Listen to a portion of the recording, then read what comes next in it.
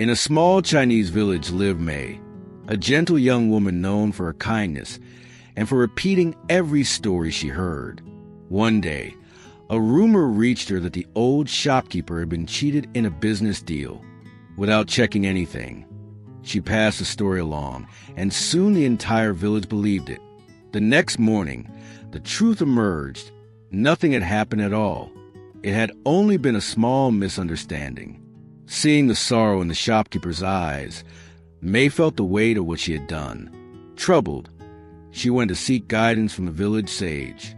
She explained everything, hoping for a way to undo her mistake. The sage listened quietly, then handed her a pillow filled with feathers and suggested she climb the hill and open it there. May did so. The moment she tore the pillow, feathers scattered in every direction, over rooftops, through fields, into the forest, carried far beyond sight.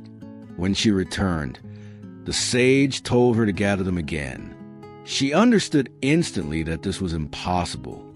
The sage's calm expression made clear that this impossibility was the lesson. A rumor once released is like feathers in the wind. No one controls where it goes or how many hearts it wounds. From that day on, before speaking of anyone, May asked herself if her words were true, necessary, or helpful. Slowly, her voice brought peace back to the village.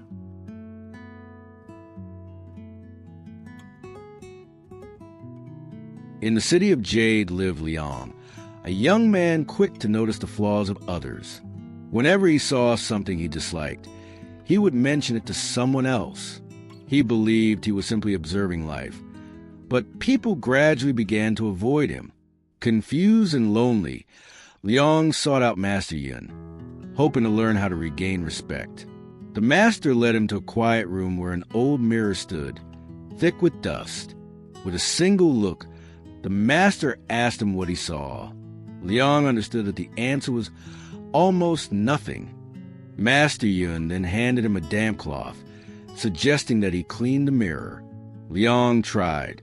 With each stroke, he discovered new smudges, new streaks, new imperfections. Frustration built. The mirror seemed impossible to clear. The master's serene gaze hinted that this frustration was intentional. With a simple gesture, Yun returned the cloth to Liang's hand, silently reminding him that anyone who searches for flaws in others will eventually see stains everywhere. The mirror was only reflecting his own state. Liang understood. So long as he focused on other people's faults, his inner reflection would remain clouded. The cleansing needed to begin within himself. Little by little, as he turned his attention inward rather than outward, the world around him grew clearer, and the people of Jade welcomed him once again.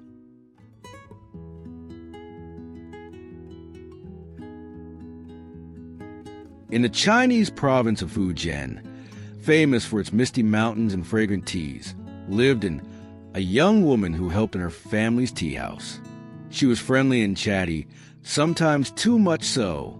Whenever she sensed something unusual about someone, she repeated it without thinking. One morning, while preparing fresh oolong leaves, and casually mentioned to her co-workers that the blacksmith's daughter seemed to be hiding some secret.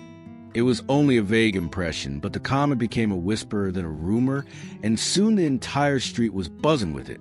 When the blacksmith heard the rumor, he was deeply hurt. His daughter had done nothing wrong. The story was entirely invented. Realizing the harm her careless words had caused, and sought out Master Xiu, an elderly sage known for his quiet wisdom. She confessed everything, feeling as if she had spilled boiling water onto her own heart. The master listened without judgment and invited her to sit. He brewed 2 cups of tea, one with a gentle aroma, the other sharp and unpleasant. With a slight motion, he indicated that it should drink the bitter one first. She did. The taste was harsh, dry, and difficult to swallow. The master then sipped the sweet tea, savoring it with calm enjoyment. Finally, he pushed the sweet cup toward her, making it clear, without a single word, that it was now her turn to taste a gentler flavor, and understood the message immediately. the bitter words we pour into the world are always the first we are forced to taste ourselves. Sweetness returns only when sweetness is what we choose to give. From that day onward, whenever Anne felt tempted to comment about someone, she remembered the bitterness of that first cup and chose silence instead. Slowly, peace returned to the street of Fujian.